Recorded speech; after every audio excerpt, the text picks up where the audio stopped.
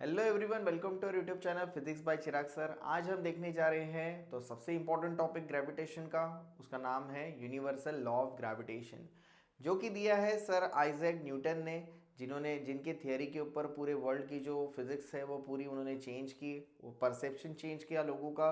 Okay, सो 17th century में ये सारी चीज़ें हुई, तो उसके जो रेफरेंसेस पॉइंट्स है वो रेफरेंसेस को लेके हम आज भी थियरीज जो है यूज़ करते हैं, बड़े बड़े सैटेलाइट्स लॉन्च करते हैं और जो है different different object, smallest to smallest object का और एक गैलेक्सी का भी हम क्या करते हैं, स्टडी करते हैं। सो बेसिकली ये इसमें हम देखने जाने वाले हैं कि यूनिवर्सल लॉ ऑफ ग्रेविटेशन क्या है और उसका मैग्नीट्यूड और उसका डायरेक्शन, इसका डिटेल एक्सप्लेनेशन आज हम देखने वाले हैं।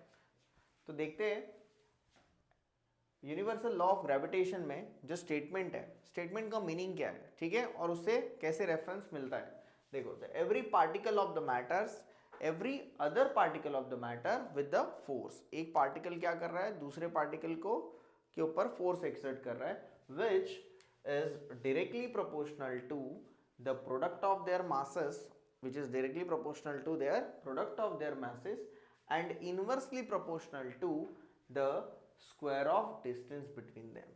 इनवर्सली प्रोपोर्शनल क्या है, तो उनके स्क्वायर ऑफ डिस्टेंसेस है, ठीक है। सो बेसिकली अगर इसमें हम देखेंगे तो क्या होगा इसमें, तो एवरी पार्टिकल, जितने भी पार्टिकल्स प्रेजेंट है छोटे से लेके बड़े हमारे अर्थ के ऊपर, या कोई भी पार्टिकल जो दूसरे पार्टिकल को क्या करता है, अट्रैक्ट करता है। जैसे कि एक पार्टिकल अगर हमने अर्थ ले ली तो सारे पार्टिकल्स को अर्थ क्या कर रही है, अट्रैक्ट कर रही है, क्योंकि अर्थ ही सबसे बड़ा पार्टिकल है यहाँ पे वर्ल्ड में। Okay, so particle of the matter with the force, with some definite force which is directly proportional to the product. Product का मीनिंग क्या होता है, तो मल्टीप्लीकेशन।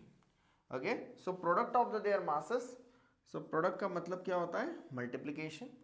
ओके, मासेस का m1 m2 and inversely proportional to the square of distance between them. तो दोनों के बीच में जो डिस्टेंस है उसका क्या करेंगे, हम स्क्वायर करेंगे। तो ये डायरेक्टली प्रोपोर्शनल है।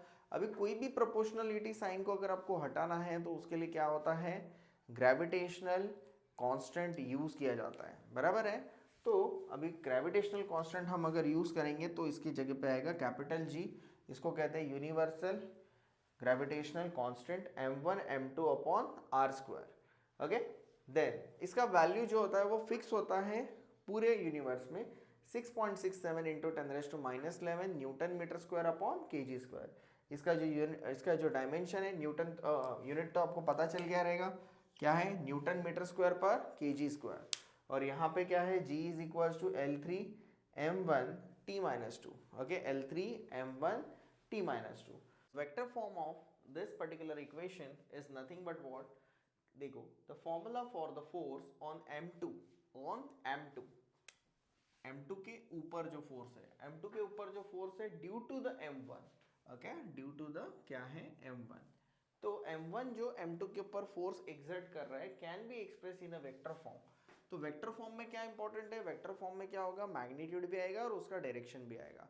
तो मैग्नीट्यूड तो अभी हमने यहाँ पे तो सिर्फ मैग्नीट्यूड पढ़ा है, बट कौन किसके ऊपर अगर फोर्स एक्सर्ट कर रहा है ये अगर हमें देखना है तो इसके लिए हमें क्या करना पड़ेगा, वेक्टर फॉर्म भी यूज करना पड़ेगा, जो हमने सेकंड चैप्टर में पढ़ा हुआ है। ओके, सो यहाँ पे क्या आएगा बेसिकली एफ वेक्टर 2 1। तो देखो अभी यहाँ पे हमने क्या लिखा है, तो 2 1। Okay, so the force on m2 1 2 के ऊपर ड्यू टू m1। तो 1 क्या कर रहा है, 2 के ऊपर जब फोर्स एक्सर्ट करेगा, ओके, 1 क्या करेगा, 2 के ऊपर जब फोर्स एक्सर्ट करेगा, तो F21 लिखते हैं उसको, ठीक है। और जी m1 m2 upon r square, ये तो एज इट इज आया, और ये आर कैप क्या रहेगा, ये भी रहेगा 2 1। तो वेर R21 क्या है, उसका यूनिट वेक्टर है। इसने क्या बताया, इसका मैग्नीट्यूड बताया, और इसने क्या बताया, इसका डायरेक्शन बताया, ठीक है। So where R21 cap is the unit vector from m1 to m2। Okay, m1 से m2 तक का, तो उसको भी क्या कैसे लीड करना है, 1 to 2 इज द फोर्स। अभी देखो, अगर हमने F21 is directed from m2 to m1, बराबर। सिमिलरली अगर हम देखेंगे कि जब m के ऊपर m1 के ऊपर फोर्स आएगा तो ऐसा इसको उल्टा करना है आपको। 2 अगर क्या कर रहा है, 1 के ऊपर फोर्स एक्सर्ट कर रहा है, ठीक है।